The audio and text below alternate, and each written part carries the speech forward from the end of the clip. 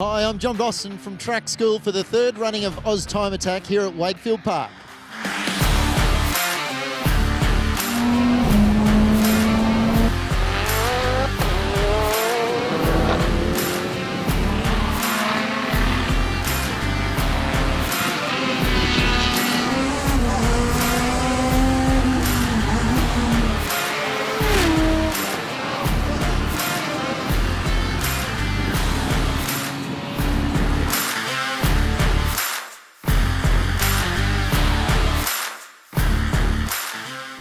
Yeah, so 2019 saw the introduction of SUPERCAR class, which was a huge success, and we've continued on with that into 2020. And just to help have separate classes within the class, I guess, we've actually created a naturally aspirated SUPERCAR class. So that's one of the recent additions to Aus Time Attack for 2020. The big talking point, obviously, is tyres. You can run various tyre brands. We've got Goodyear, we've got Michelin, we've got Hoosier, we've got Zestino, we've got Bridgestone, and obviously Yokohama, and they've all got brand new products for all of the different classes. So the SUPERCAR class, Open and Pro, and also the hotly contested CLUBSPRINT class. Yesterday was the perfect conditions, and we saw sub-lap records in nearly every category. So CLUBSPRINT was absolutely smashed. The outright lap record and essentially pro lap record was absolutely smashed. So today it's all official, where we've got Nat soft timing.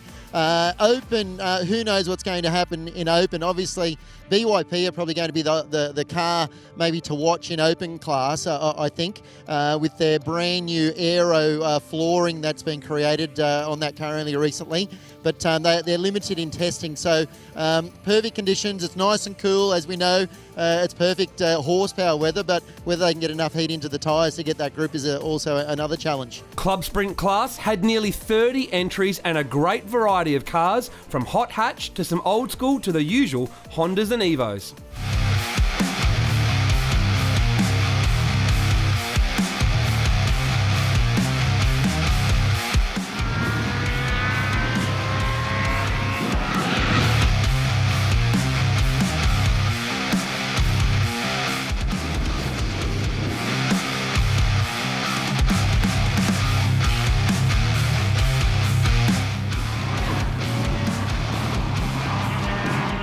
The quickest rear-wheel drive was CONOR's S2000 from BYP.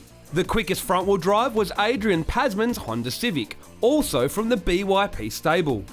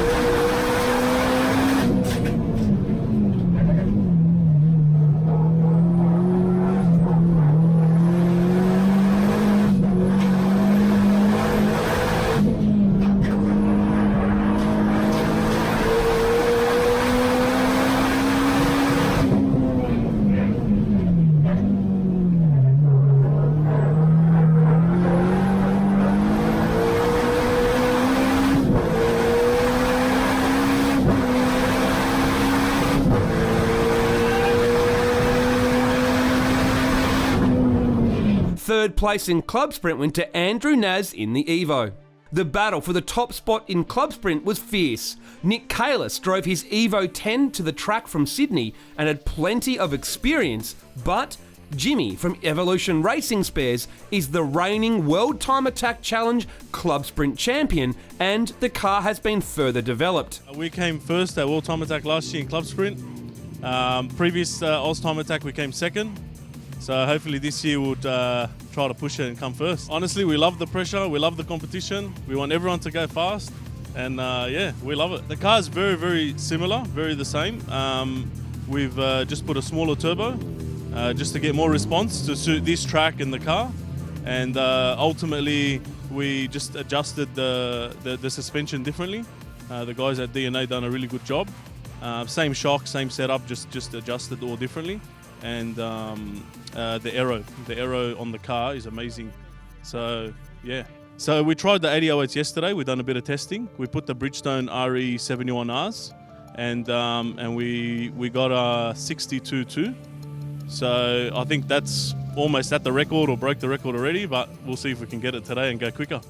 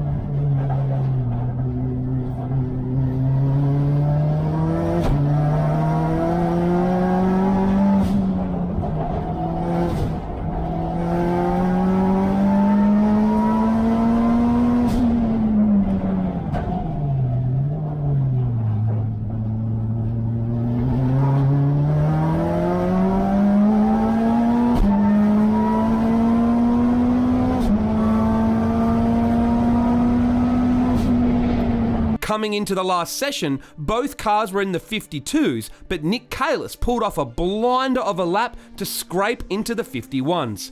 A mental time on road tyres in a genuine road car.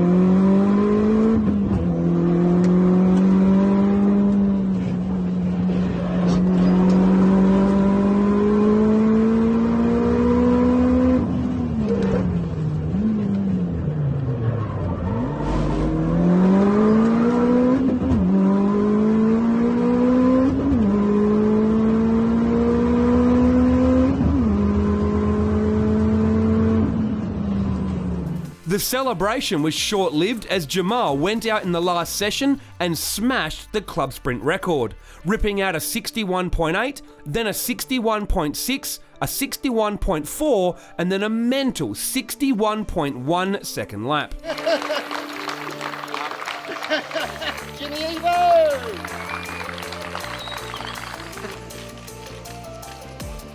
Open class had over 20 cars and some great variety as well.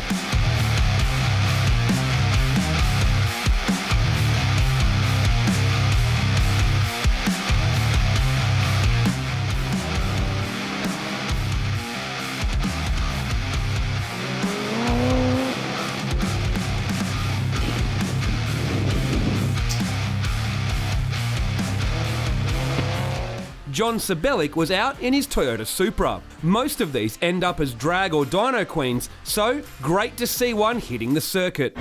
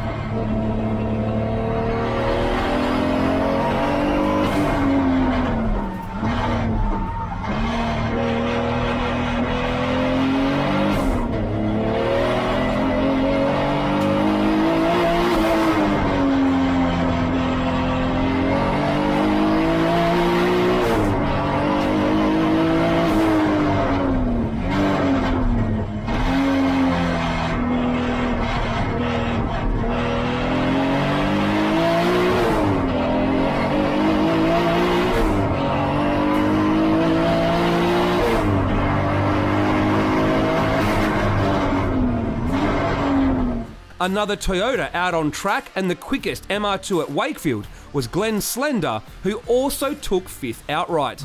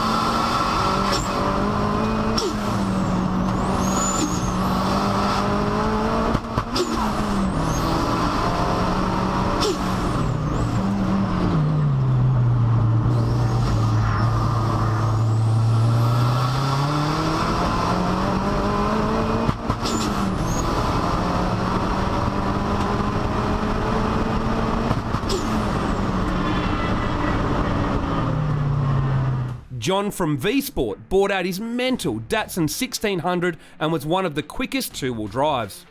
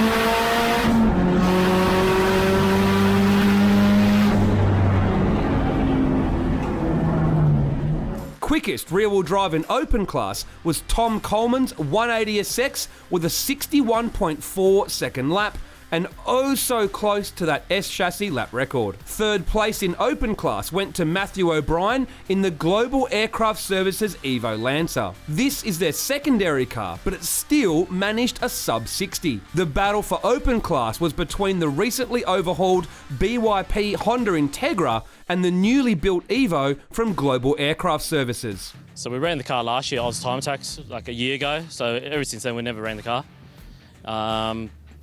So the old PB was a 57.8, and today we did a 57.4. So definitely improvement. Yeah. So the last Aero Edition upgrade we did probably 5 years ago. So those rules back then, it's totally changed since we've just wanted to update the car and make it look prettier. So it's been years since we've gave it a birthday. So we did Aero this year. Mechanically wise, it runs pretty similar power, and it still runs a H-pattern synchro gearbox. So we keep our packages so you can relate to our customers. So if someone walks in, they go, oh, it's H-pattern, and it runs Honda 3 to 6 gears. So first, second's aftermarket, and to get the ratios, but 3 to 6 is all OEM gears. So it's a testament to Honda quality. We're pushing close over 500 horsepower in this car. It's pretty crazy, but we manage. I mean, both customer cars are pretty reliable, but it's pretty crazy trying to get this up to scratch and then drive it and look over data. It's just, yeah, it's a big weekend. So we had Adrian in the Civic Coupe, the red car. He did PB 1045, which is very good. He just wanted PB for himself. And then we had Connor in the S1000. So he has driven since Time Attack and just cycling old tyres. He just wanted to get back out. So he did a 5.7. So yeah, they're both cars are good. So yeah, they'll get out to the next track day.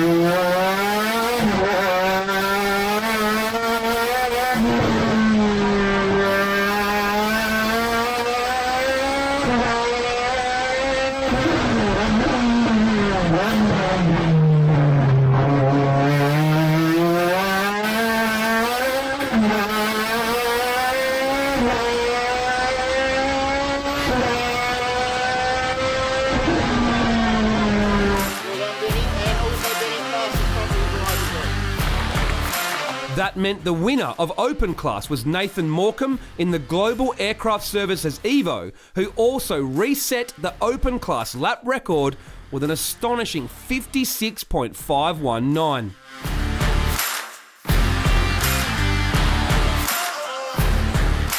For Aus Time Attack, Pro Class cars were allowed to run on slicks this year. Adrian Wilson came third in the BMW M4 race car, and Matt Cole was second in his RX-7 running on Hoosier A7 R-Comp tyres. The quickest in Pro Class was Richard Perini in the Ginetta G55 with a stonking 57.8 second lap. Supercar class was awesome to watch some exotic metal duke it out with Nissan GTRs. The leaderboard was dominated by the R35 and Porsches of the GT varieties, but an M3, Exige S and McLaren 720S also filled up the ranks.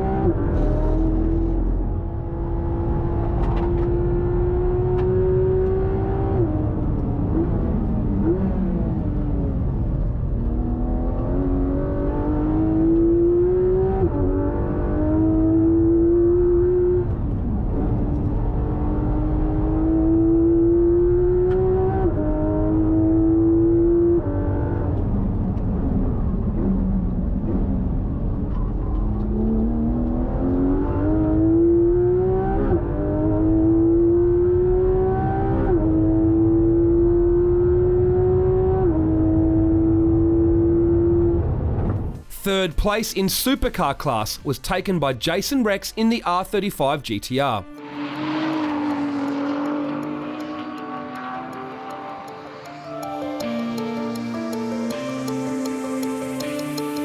The top two spots were taken by Porsche GT2 RSs.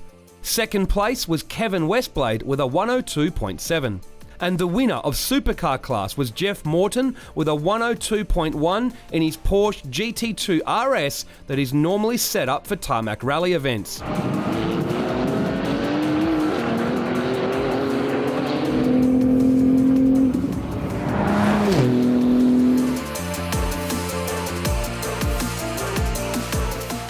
The headline act of Aus Time Attack was the Tilton Interiors EVO, given their own sessions so they could attempt to break the official outright lap record at Wakefield Park Raceway. This was done not only so everyone could watch, but also so Brad Shields could get a clean flying lap with no traffic. We have a separate documentary feature on our channel of how their day unfolded, but in the end, they broke the lap record by 7/10 by running a 53-second flat. Simply mental. All in all, the event was a success with lap records broken in almost every category, and we look forward to Aus Time Attack 2021.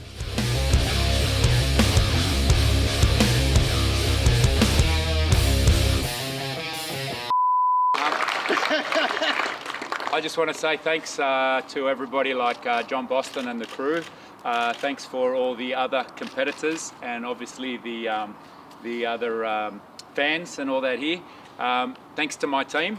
My team couldn't have done it without them. And they actually put pressure on me to perform for them, which works. And I apologise to a few friends because we got in the way of each other accidentally. So I apologise to that, Jiva, I'm sorry.